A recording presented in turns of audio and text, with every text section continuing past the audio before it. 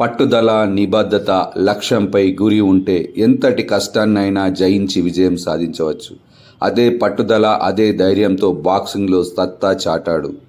ఈరోజు అర్జున అవార్డుకు ఎంపికయ్యాడు నిజామాబాద్ బిడ్డ బాక్సర్ హుస్సాముద్దీన్. జనవరి 9న రాష్ట్రపతి ద్రౌపది ముర్ము చేతుల మీదుగా అర్జున అవార్డు అందుకోనున్నాడు.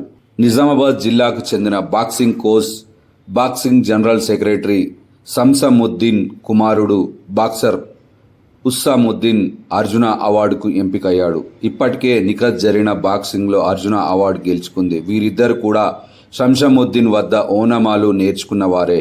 ఎలాంటి ఫీజులు తీసుకోకుండా శంషముద్దీన్ కోచింగ్ ఇచ్చేవారు. ఆయనకు బాక్సింగ్ అంటే పిచ్చి. తన సొంత డబ్బులతో 30 ఏళ్లుగా ఫ్రీ కోచింగ్ ఇస్తున్నారు. అయితే తన కుమారుడు హుస్సాముద్దీన్కు అర్జున అవార్డు రావడం ఆనందంగా ఉందని తెలిపారు. హుస్సాముద్దీన్ ప్రతిరోజు ప్రొద్దున, సాయంత్రం గ్రౌండ్కు రావాల్సిందే. రాని రోజు ఇంట్లో భోజనం పెట్టేవారిమి కాదని ఆయన గుర్తు చేశారు. ఎంతో కఠిన సాధన చేయడం వల్ల ఈరోజు ఈ స్థాయికి వచ్చాడని ఆయన గుర్తు చేశారు. బాక్సింగ్ అంటే దెబ్బలు తాకుతాయి. ఆ దెబ్బలకు భయపడితే బాక్సింగ్లో రాణించలేమన్నారు. ఈరోజు నా కొడుకు సాధించిన విజయాలు చూస్తుంటే ఒక కోచ్గా, తండ్రిగా గర్విస్తున్నానన్నారు. Mohammed Shamsuddin, Nizamabad amateur boxing association general secretary. Self interest చేస్తున్నా. ఇప్పటిదాకా మన నిజామాబాద్ నుంచి 6 ప్లేయర్స్ ఇండియాకి ఆడుతున్నారు. అది ఇంటర్నేషనల్ వరల్డ్. హుస్సాముద్దీన్, ఎహ్తిసాముద్దీన్, నిఖత్ జరీన్. టైంకి రాకపోతే వాళ్ళు పనిష్మెంట్ ఇచ్చాను.